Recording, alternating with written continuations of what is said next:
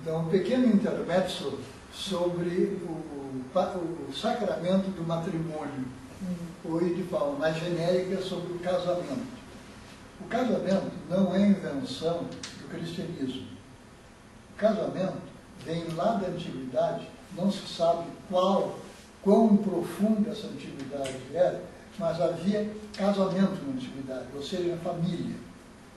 A característica dessa família bem antiga é que essa família não era monogâmica, não era um homem e uma mulher.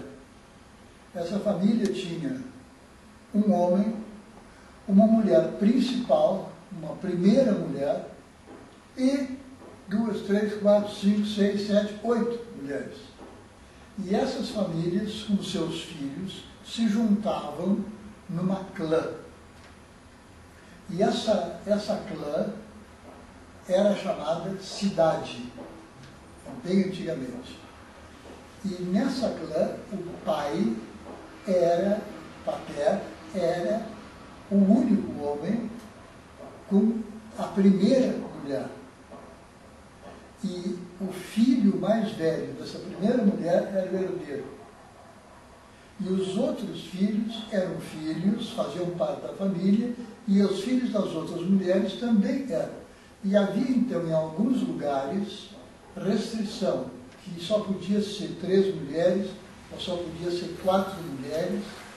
E aí, no islamismo, foi introduzido, até hoje, que só pode ser 4 mulheres. A principal e mais 3. Isso, até hoje, é lei na Arábia Saudita. Até hoje é costume no Egito. Então, eles não dizem que é mulher, mas, de fato, é. E teve um grande problema na França, agora, nos últimos anos, porque os franceses perguntam qual é a sua mulher? E ele tem que dizer 3, 4 nomes, e aí o francês diz, mas não existe. Então, eles já se acostumaram, eles dizem o nome da primeira mulher, e as outras são dependentes, ou empregadas, ou primas. Bom, isso até hoje. Então, antigamente, bem antigamente, havia o patriarca, a primeira mulher e outras mulheres, 3, 4, 5, 6, mas formavam uma unidade. Essa unidade tinha 2 raízes. Uma raiz era a autoridade do pater. Essa autoridade do pater, do pai, ela estava concretizada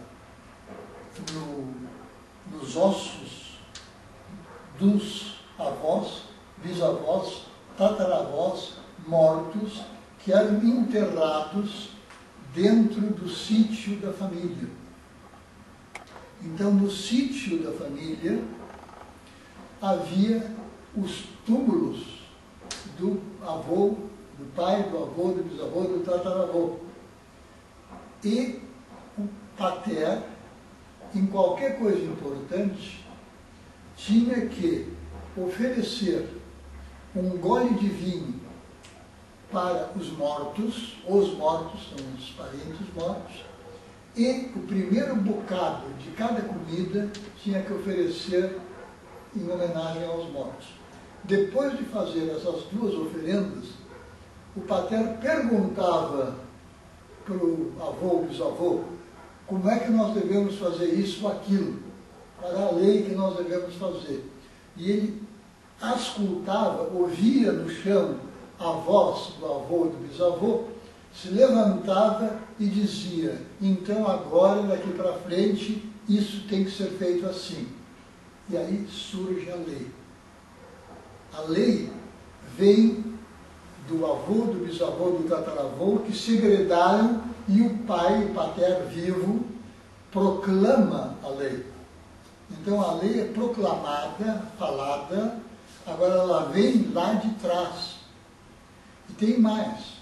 Esse terreno onde estão os antepassados é propriedade dos mortos, e não dos vivos, não do pater. O pater não é dono do terreno, nem as mulheres.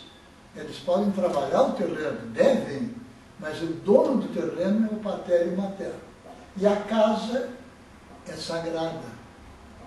Se alguém, hóspede, se atreve a entrar naquela casa sem ser convidado, ele imediatamente tem que ser morto. E o sangue dele tem que ser levado para os antepassados. Por isso é que quando tem dois tipos de pessoa. O inimigo que entra sem perguntar e o hóspede que fica na porta batendo e perguntando se pode entrar. Aí o pater pega a mão do hóspede e traz ele para dentro da família, até aquele altar, uma mesa, o altar dos antepassados, e diz: agora tu és amigo meu e, portanto, estás ligado aos nossos antepassados. Ele fica aí um hóspede, e aí ele não vai ser morto. Se o jovem que está lá com 20 e poucos anos quer se casar e combina, e o pai combina com o pai dela, o que vai acontecer? Se ele pega a mulher e traz para dentro da casa, ela vai ser morta. Porque nenhum estranho pode entrar no território do pater. Então, como eles vão se casar, e tem que se casar, senão desaparece a humanidade, o pater fica lá no canto dele, o outro pater fica aqui, e o jovem noivo vai lá até a fronteira, e na fronteira ele pede para o futuro sogro: eu quero casar com a Mariana. E aí ele diz: tá, te dou a Mariana em casamento. Pega a Mariana e entrega no braço, na mão. E a Mariana traz no braço, pode caminhar no caminho, isso é muito comprido. Mas quando chega na fronteira da terra, ela tem que carregar no braço a noiva. Se ela não é carregada no braço, se ela vai caminhando, ela tem que ser morta, porque é uma inimiga. Agora, se ela vem no braço, ela não é hóspede, mas ela não é inimiga. Ela está no braço. E quando ela no braço, carregada no braço, vem até ao altar, o pater então diz: e tu agora és mulher do meu filho e pertences à minha família. E tu vais mudar de nome. Porque agora não é mais a Joana de Algarves, mas é Joana de Almeida. Mudou de nome, mudou de religião, porque a religião é aqueles pais. Esse é o casamento antigo. E até hoje, a mulher muitas vezes muda de sobrenome. Até hoje a mulher muitas vezes é carregada nos braços e ninguém sabe por quê. É por causa disso, ela ia ser morta. E onde é que a gente podia caminhar então? Só onde havia caminho. Onde não havia caminho, era propriedade de alguém e quem entrasse lá seria morto. Pena de morte. Daí a importância dos caminhos. O caminho tinha que ser marcado com pedras e a gente só podia caminhar de um caminho para o outro, não podia atravessar o terreno dos outros assim. Quem atravessava o terreno dos outros, morre. E a noiva entra assim. E a partir daí, os filhos dela formam a família. E a família é essa conglomerado de 20, 30, 40 pessoas. Se morre alguém, o pater, o herdeiro, que é o filho mais velho do pater, enterra o pater junto com os outros e ele assume agora a função de pater. E continua igual. O que o pater diz se transforma em lei. Lei é aquilo que o pater diz. E religião?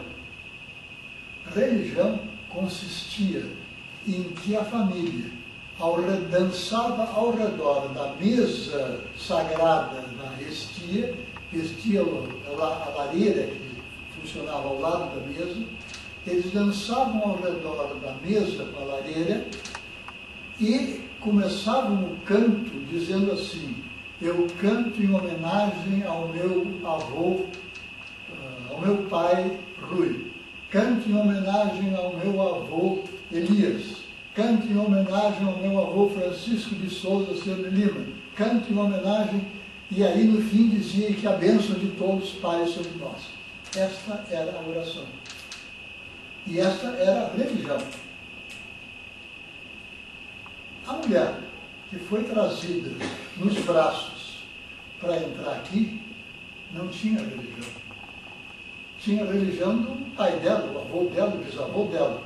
Na hora que ela entra aqui, ela fica ligada ao noivo, ao pai, ao avô do noivo, do marido, e não mais do pai dela, do avô dela. Por isso é que ela estava ligada no pai, no avô, no bisavô.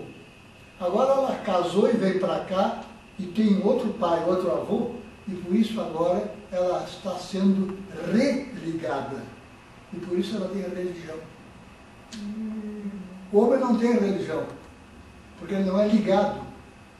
A mulher é ligada e religada em outros deuses, e por isso se chama religião.